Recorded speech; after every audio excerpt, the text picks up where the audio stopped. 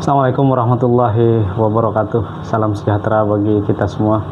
Teman-teman sekalian, saya ingin menjawab pertanyaan di kolom komentar dan juga teman-teman yang bertanya melalui IG saya tentang teori. Karena ada beberapa yang sudah terinspirasi dari judul di channel ini, lalu kemudian dia masih bingung untuk menentukan teorinya seperti apa. Nah, sebenarnya kalau teman-teman sudah mendapatkan ide judul, berarti teman-teman sudah mengerti permasalahannya. Kalau di channel ini, setiap judul itu pasti dijelaskan permasalahannya seperti apa, variabel-variabelnya seperti apa, kalau itu kuantitatif. Jadi teman-teman sebaiknya simak baik-baik apa yang menjadi permasalahan dari masing-masing judul itu kalau di channel ini. Tetapi bagi teman-teman yang punya ide sendiri, pahami betul apa masalahnya, lalu kemudian variabel-variabel yang teman-teman gunakan di dalam judul skripsi itu sendiri. Jadi itu syarat yang pertama. Kalau itu sudah diketahui oleh teman-teman lebih mudah untuk kemudian menentukan kerangka teori atau landasan teori yang relevan dengan ide atau permasalahan dari judul yang teman-teman angkat. Sebenarnya tujuan dan maksud daripada teori itu adalah untuk menuntun teman-teman ya dari awal sampai dengan penyusunan proposal. Jadi kerangka teori atau landasan teori itu makanya di bawahnya kadang-kadang diharuskan oleh jurusan atau oleh dosen untuk menuliskan kerangka berpikir, karena itu turunan dari kerangka teori dan masalah yang diangkat gitu. Jadi alurnya seperti apa gitu.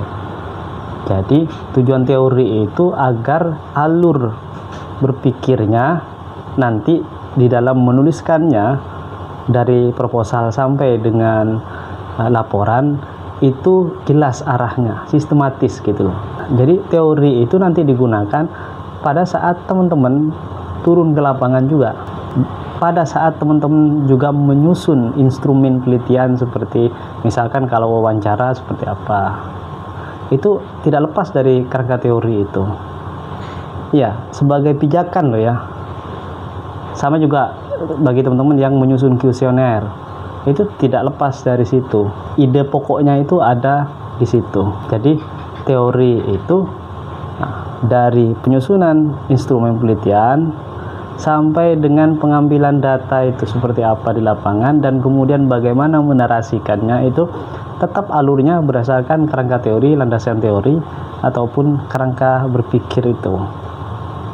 Nah, oleh karena itu saran saya, teman-teman kalau sudah dapat ide judul, permasalahannya sudah tahu, gampang.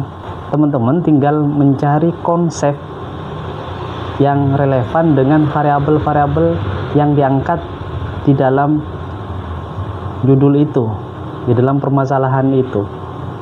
Jadi gunakan konsep-konsep yang relevan dengan ide dan permasalahan judul skripsi kalian atau judul proposal kalian. Nah, ini yang sering salah kaprah di teman-teman. Seakan-akan apa yang dituliskan di judul itu harus sama persis kata-katanya. Teman-teman seharusnya lebih melihat kepada substansinya. Substansi yang dimaksud adalah kalau misalkan judulnya tentang pengaruh pemasaran berbasis online terhadap peningkatan volume penjualan misalnya, kalau dalam kuantitatif itu kan online itu bisa menggunakan Instagram kan, bisa menggunakan Facebook, bisa menggunakan macam-macam. Di situ ada kan banyak bagian varian-variannya gitu loh. Jadi cari bukan hanya pada kata yang sama, tapi pada substansi yang sama. Substansi yang sama itu bisa katanya berbeda tapi memiliki arti yang sama. Itu juga bisa digunakan sebagai landasan teori yang nanti mendukung terhadap permasalahan gitu. Karena ada dua tipe penggunaan teori ini. Tadi saya lupa menjelaskan. ada yang hanya sekedar mencari konsep-konsep yang relevan dengan permasalahan dan variabel-variabel yang ada di judul, ya kan? Kemudian kita mencari dari berbagai literatur, jurnal, buku dan seterusnya, lalu kemudian kita olah di dalam landasan teori itu. Ada yang hanya mencari satu grand teori dari satu tokoh, kemudian kita narasikan di situ tentang alurnya seperti apa, perspektif tokoh-tokoh tertentu gitu. Ada yang seperti itu, misalkan anak-anak politik, anak-anak sosiologi, anak-anak antropologi dan seterusnya, itu biasanya banyak menggunakan kayak gitu. Contoh misalnya ya, tentang strategi atau tipe kepemimpinan kepala desa. Tidak perlu teman-teman mencari konsep-konsep tentang kepemimpinan dari berbagai banyak tokoh. Cukup misalkan pakai Max Weber tentang tipe kepemimpinan. Ada tipe kepemimpinan tradisional, ada karismatik, ada rasional, kan gitu, dari satu tokoh. Ada yang seperti itu. Jadi pada intinya adalah teori itu yang mendukung terhadap permasalahan, karena nantinya teori itu digunakan sebagai alur kerja dari penelitian teman-teman dari awal hingga penyusunan akhir. Makanya kalau teman-teman sudah tahu permasalahannya, mencari teori atau menuliskan teori itu bukan sesuatu yang sulit. Tinggal mencari yang relevan. Yang relevan itu bukan kata-katanya yang sama ya, tapi substansinya.